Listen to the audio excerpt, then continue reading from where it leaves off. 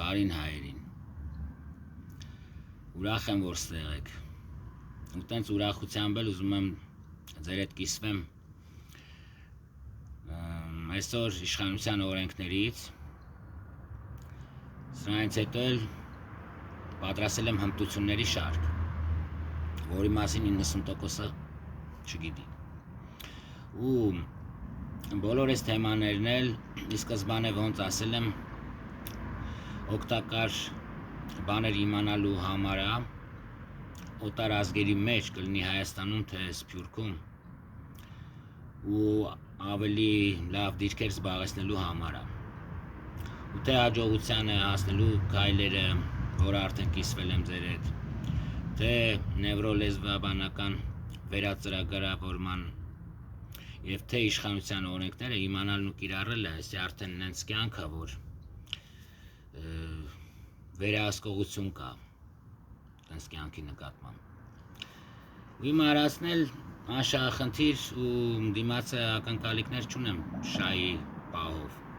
Իմ ցանկությունն է մենակ, եթե զգաք, որ կարևոր է ու կարա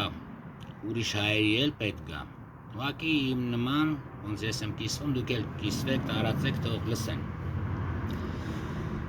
Բայց ամենագլխավոր կետերից է, որ մենք արդեն պետք է սկսենք իրար համերաշխության կոչեր անենք։ Դրանում է հայերի ուժը մեծամասամբ։ Ճիշտ կլներ, եթե երկրի կառավարողը դա աներ։ Մի հոգով ավելի շուտ կտարածվեր ամբողջայնության վրա։ Եթե ցանկանում է հայերին օգուտ տա։ Բայց դուք ոչ լսել եք, ոչ էլ կհիշեք, որ ձեր կառավարիչը գոնե մեկ անգամ համերաշխության կամ միասնության կոչեր արած լինի։ Փոխարենն է սև ու սպիտակ, հին ու նոր, չգիտեմ, սրանցով, նրանցով եւ այլն, եւ չդառնա քաղաքական։ Ուղղակի սա նշանակում է, որ բոլորս մենք պետքա վերցնենք պատասխանատվությունը մեր ձեռքը ու սկսենք ներել իրար,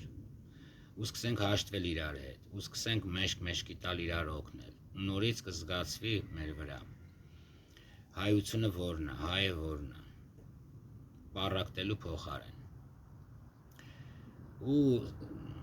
այս թեմայով ուզում եմ երկու հասկացությունից ասեմ, թե ինչու է սենց, որովհետև կա մի հատ հասկացություն հիերարխիա, մյուսը խոլարխիա։ Այսինքն մենք հիերարխիայից ինչ գիտենք, երբ ներքևում գտնվողը ենթարկում է իրանից վերև գտնվողին ու տենց շարունակ մինչև պիրամիդայի գագաթը։ Ներքևինը ենթարկում է վերևին։ Եվ կա հոլարխիկ մտածողություն, հոլարխիա։ Ստեղ էլ ներքևինը ենթարկում է իրանից վերև գտնվողին, բայց միաժամանակ վերևում գտնվողը կազմված է ներքևիններից։ Իշքան ճիշտ կլներ, որ ղեկավարը չմոռանար, որ մենակ ղեկից չի կազմված, նույնպես ուրիշ մասեր էլ կան։ Ու ամբողջությունը կազմված է բոլոր ներքևում գտնվող մակարդակներից միաժամանակ։ Ու մտածողությունը կփոխվեր հոլարխիայի։ Ու դրա ճիշտ լինելը իր մասին զգացնել կտար։ Բայց տենց չի ցավոք, որովհետև ոչ միայն մեր, այլև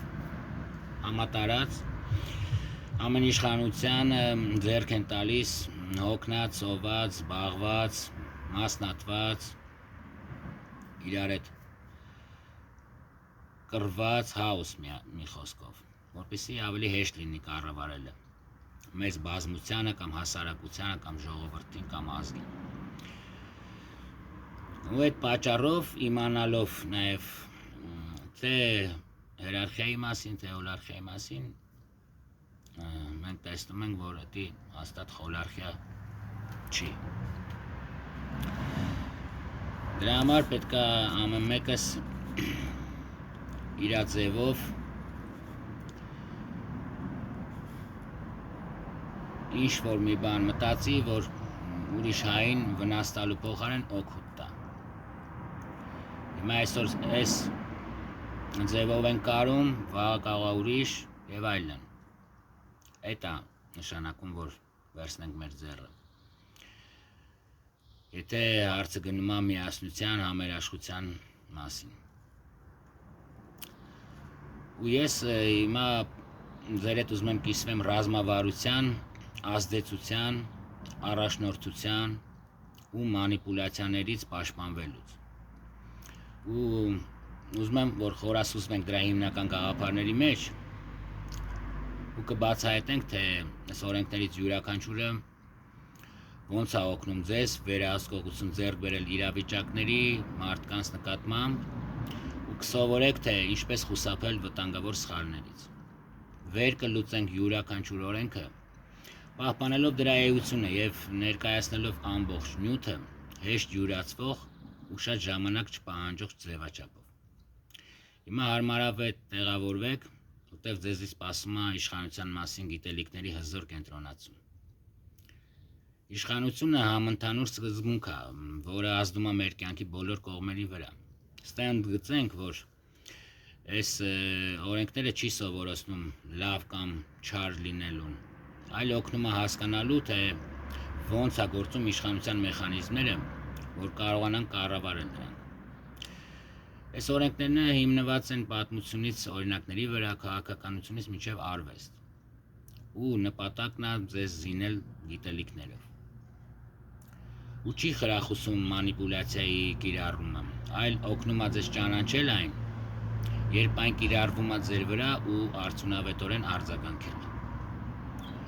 Իշխանությունը չեզոք է, արդյոք այն